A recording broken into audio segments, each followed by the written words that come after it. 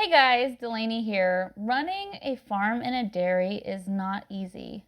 It's super stressful and very unpredictable. Pile on that a family, especially a family with small kids, and it can get crazy.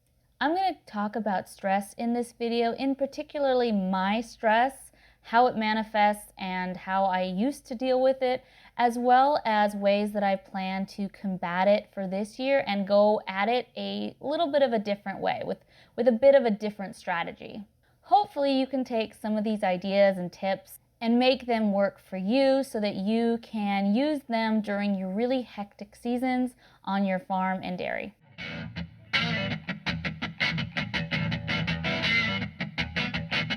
We all handle and experience stress in a variety of different ways. Everybody is unique. What it looks like to you may not be the same for me, and that is okay. We're all unique. What I'm going to talk about today is my own experience with stress on a farm and dairy, and the types of strategies I'm going to be implementing this particular year to help me cope. We've had some rough seasons the last few years, and I did not handle them as well as I personally would have liked to handle them. So I want to go into this year with a better strategy and be a little bit more proactive, especially during lambing season, which is for me the high stress season. Here's what stress, especially during lambing season, looks like for me. I'm usually doing okay about 5 to 6 weeks out from the due dates. That's around the time we shear our sheep, and I get a little stressed about that event just because it's not something we do all the time. It's a 1-year type of thing, so I want to make sure that we do it right. But for the most part, it's usually pretty smooth. We have a great shearer, and we get it done within an hour or two, and it ends up being really great and a really fun experience for the year. So there's minimal stress, but not a ton. A lot of that is because I can plan for it. I can make sure that I have help during that time. And so things just go a little smoother when I can plan and prep. What really gets me, the stress that really gets me, is when shearing is over and I can see the body composition of the sheep and I can tell that they're getting closer to lambing. It's when we start doing regular barn checks. We usually do morning and evening chores throughout milking season and then during our off season. But during lambing season, about 5 to 6 weeks out, I start to add a check or two just to make sure that there's no premature labors, no abortions, no babies that are coming but are not going to survive. I like to go out and just make sure that everyone's looking okay, all the mamas are eating, and there's nothing weird going on. Then the closer we get to lambing, the more frequent those visits become, and it usually will end up with me checking them about 2 to 3 hours in between, even at night. There is this underlying it's coming feeling, and it is horrible. Anytime I go out there, I could see lambs that have dropped or a mom in distress, and it kind of builds up my stress level. And depending on what time of day that either trouble happens or lambs happen, I may or may not have help.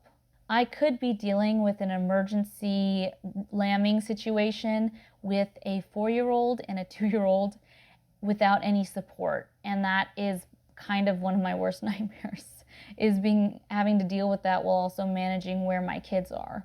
I hate that feeling of dread, and the pressure just keeps building. I find myself less patient with everybody and overall just really anxious. Probably about a week or two before lambing is when we start to do the more frequent checks.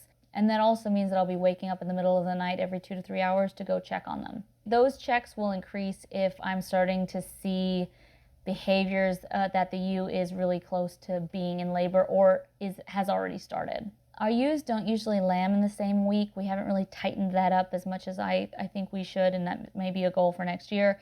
But we usually have 1 or 2 ewes the first week, then a ewe the next week, and then another ewe another week. So we're basically in lambing for about 3 weeks. And so if we are increasing the checks a week or two before the first due date, that means I am doing the 2 to 3 hour checks roughly for 4 to 5 weeks.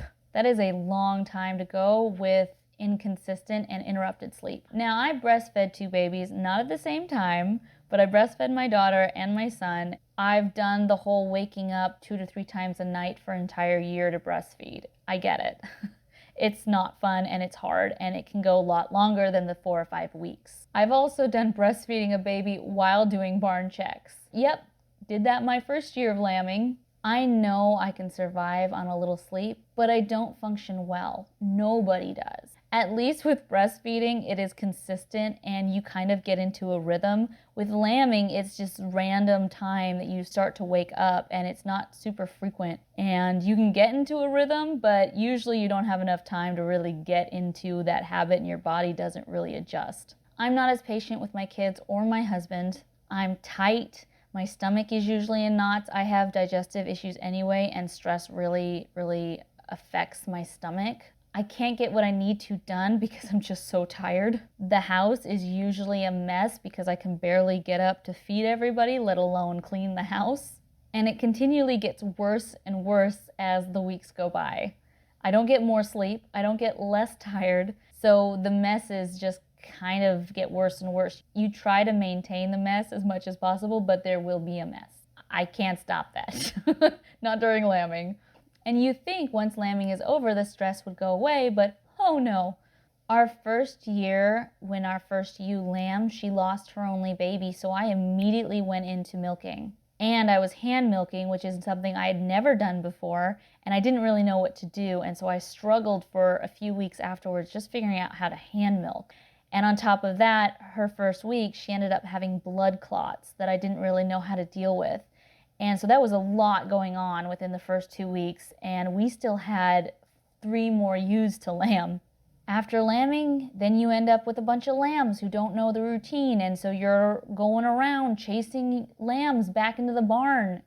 You're also dealing with some moms who are having issues recovering from labor. We had a bout of coccidia, and we're dealing with major diarrhea. We had moms who were really struggling with mastitis because they produced so much that even 2 babies on them wasn't enough to pull enough milk out for them not to get mastitis. Then the next year, the same ewe who was having issues had a really bad labor. She ended up rejecting her lambs, and we ended up with 2 bottle babies as well as milking her full time. But this time it was with a machine, not hand milking, and I had never done a machine before, so again, a huge learning curve right after lambing.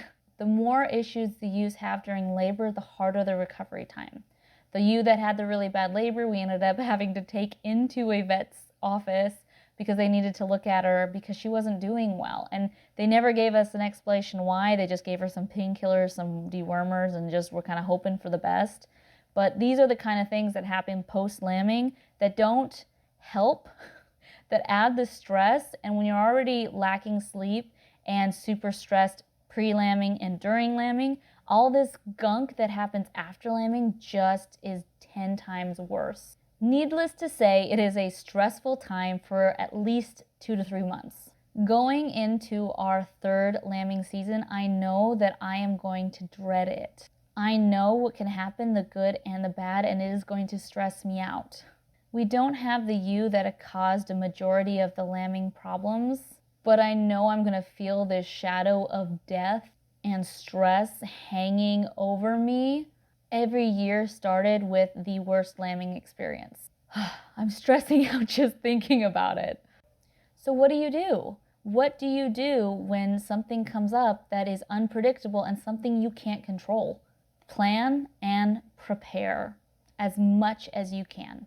I never went into lambing with a strategy for my own needs and how to deal with my own stress. I sort of planned for what could possibly happen with the sheep, what would we need, all the things that would help the sheep get through lambing, but I never considered my own needs and how to help myself get through the rough season.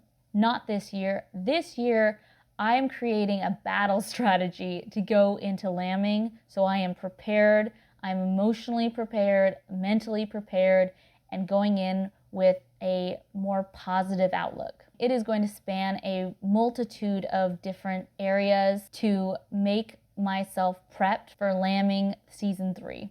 I feel like I need some Rocky music to play in the background. So picture the Rocky music, you know, in the background as we talk about some of this stuff, because it is really important and it is something that's like, yes, you can do it. One of the things that can help you is to sleep as much as possible. Now, I know that that's a little hard. I'm a mom with little kids. Sleep is not something that is readily available. Sleeping in, yeah, no. But what I would suggest is to take those little bits and pieces that you can find and shove in a nap here or there. My husband comes home around 5. If I need to go and just take a 30, 45-minute nap just to help me get through the barn checks at night, like, I'm going to do it. I've not been very good about doing the whole naps, and I feel like when I do them, I am way more functional. So sleep for me is one that's going to be on top priority. If I feel myself struggling, I'm going to step in and go, hey, I need a nap. Can you take the kids? I'll do one more barn check, and then if everyone's fine, can you just give me that time to sleep? And don't be afraid to ask for that, because you will need it. Another one that I want to do, I'm not very good at this, so, do as I say, not as I do, because it's something I always struggle with, but it's food prep. Because of my health issues, I have a really hard time prepping food. Not a lot of the stuff that I make is really easy to kind of freeze and reheat. It's just really hard, because a lot of preservative type stuff I can't do. So I can't just go to the store and buy a pizza and shove it in the freezer for a bad day. I'm like, no, I usually have to make my food, whatever that is. And so anyway, I just have a really hard time planning, de-thawing things ahead of time to make that work. But what I can do is prep for my husband as well as prep for my kids. I can make a million different sandwiches, for a whole week or whatever. I can make 2 or 3 batches of mac and cheese. I mean, it might mean that everyone's eating horrible for a week or two, but whatever helps us get through those 2 or 3 weeks where it's really hard for mom to kind of get up and make food. And anything that I can do to help my kids will help my husband. It's just, even if it's not stuff for me, I'm going to try to prep and plan for some of those easy to make, easy to go meals, so that I am not having to get that energy up to go make something. Another idea, which I think is just brilliant, I feel like I do that anyway, at least for my farm clothes, but I was like, I want to do that for my regular clothes as well. But it's something that they call a uniform, which means you set a 2 to 3 items, 2 or 3 outfits that you can maybe interchange if you want to, or just go, no, boom, boom, boom, these are 3 outfits, I'm going to wear them 3 days, and then we just recycle them. And then I will also have like 1 or 2 farm clothes, like here's a set of farm clothes in case they get dirty, in case they get wet.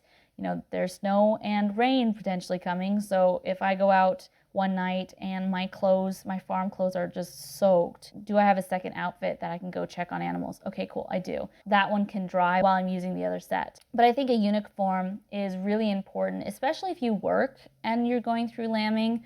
Having like 2 or 3 outfits that are work related, then 2 or 3 outfits that are home, and you just have those 3 for like a week or 2 or 3, it kind of depends on your preference. I'm one of those people who's like, hey, if they're clean, I don't care if people see me wearing the same thing a million times.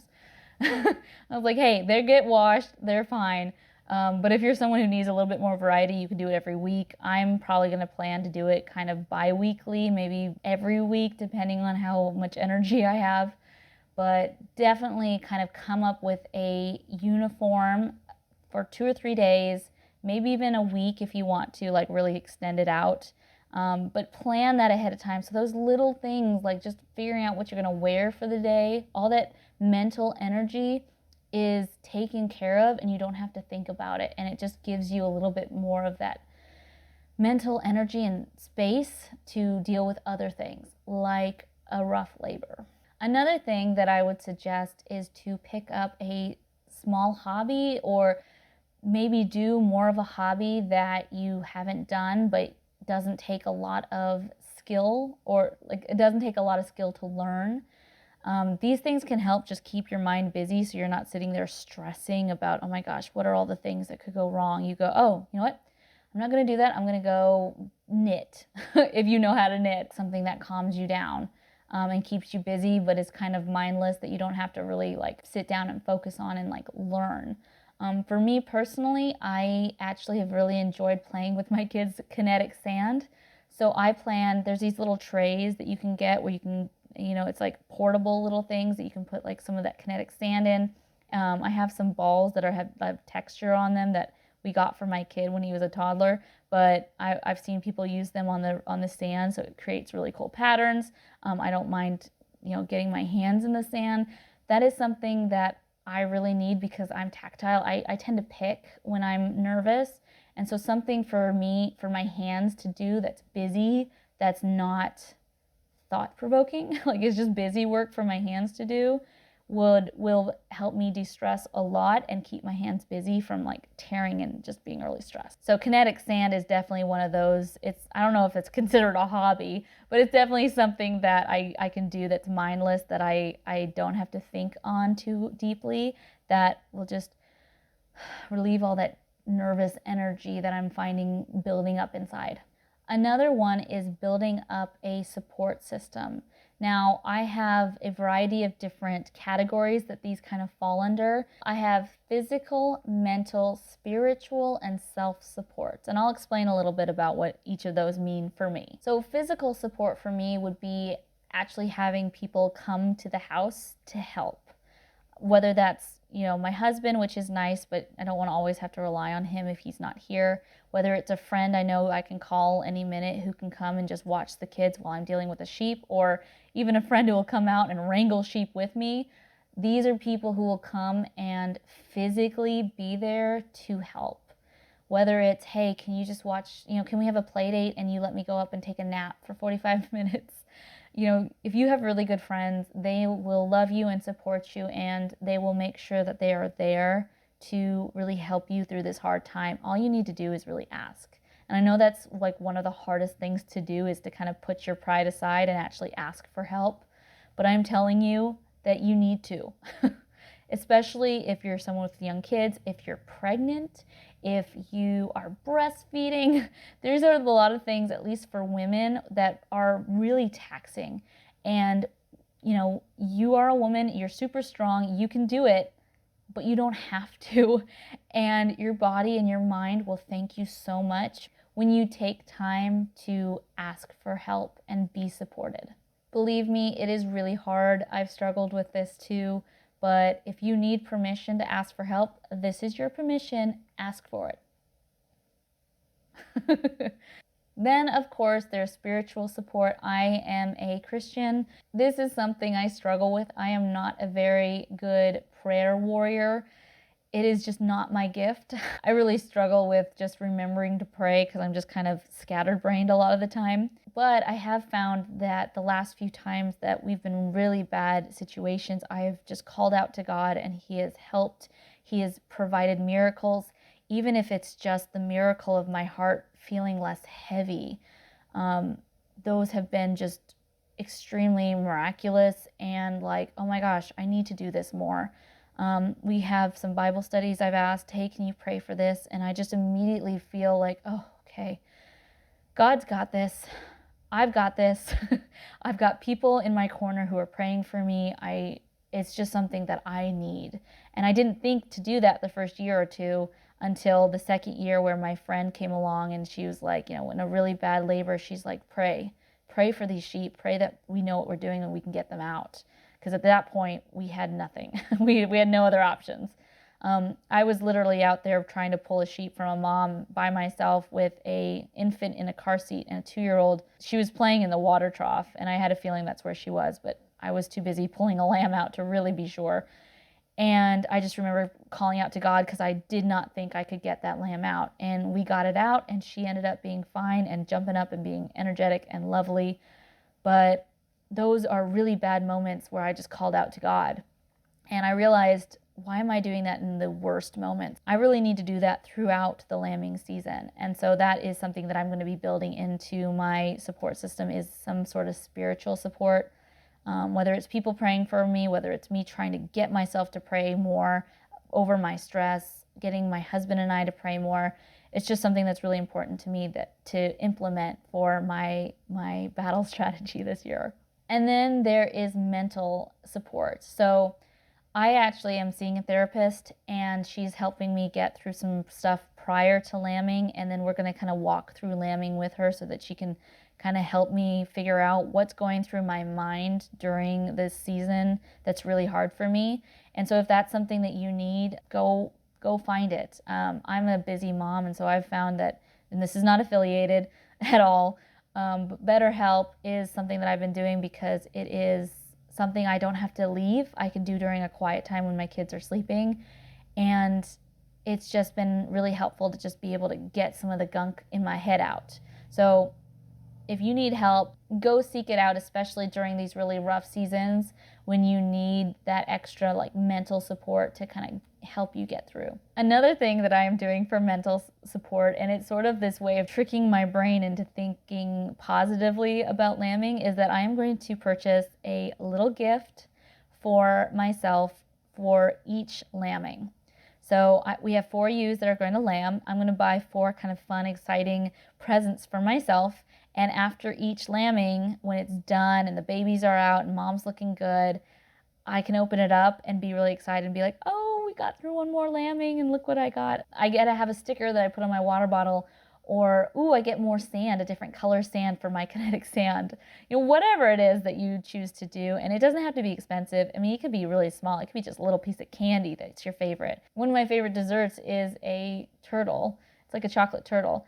And I was like, hey, I haven't had one of those in forever. If I can maybe make some and just have that in my back pocket and go, I can't eat that till after lambing number 2, that'll help me go, okay, cool, now I can't wait for that lambing to happen because I get this really fun thing at the end. It's just this way for my brain to kind of flip a switch and go, don't dread this. You're excited for this. And here's why, because you get some fun thing at the end. And it's again, it doesn't have to be anything expensive. It could be free. It could just be like, hey, after the second lambing, my husband and I talked about it, and he's going to take the kids for a Saturday, and I'm going to go for a walk.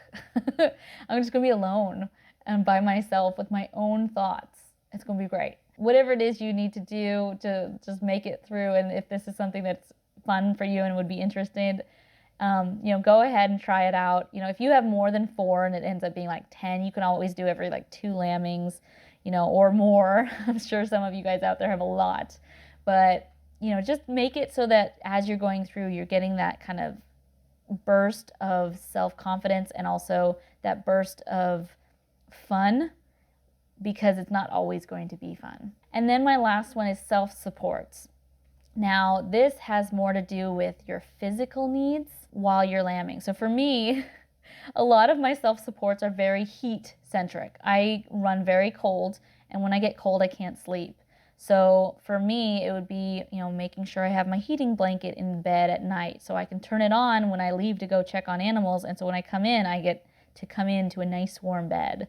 Another one is making some tea way ahead of time in a big mason jar. So I have a huge jar of it that I can just pour a little bit in a to-go mug, heat it up in the microwave, and then take it out to go and just stay warm as I go out. We are lambing earlier this year than we ever have. So it's going to be February in Tennessee. And it's going to get cold, if not snowy. So I want to make sure I have these things that keep me warm. Having the right equipment and clothing is really important. I got this really cool beanie for Christmas that has a really nice light on it. It has earbuds in it so that I can listen to music, something to wake me up so I can go listen to a favorite song on the way to the barn. There's just things like this that I know I personally need to make this year a little bit more bearable and not so miserable. And so those are the things that I was like, I really need to do that. So I'm going to really focus on that and make sure I have those self-supports in place, and I know where things are and they're really handy, and so it doesn't take a lot of thought to get them. Anyway, these are just things that I was like, these are things that would make my life just better. And you could do that too if you need decaf coffee or whatever, and you need special stuff. I was like, whatever you need to do, go ahead and do it. These are just things that are specific to me. One of the things that we made for you guys to kind of help you sit down and think through some of these things is a template called Joy Shots. This is a piece of paper where you can list all those things we talked about, those things that bring you joy, those things that will help support you during this season, all these things that you could need to help your rough seasons be a little bit easier.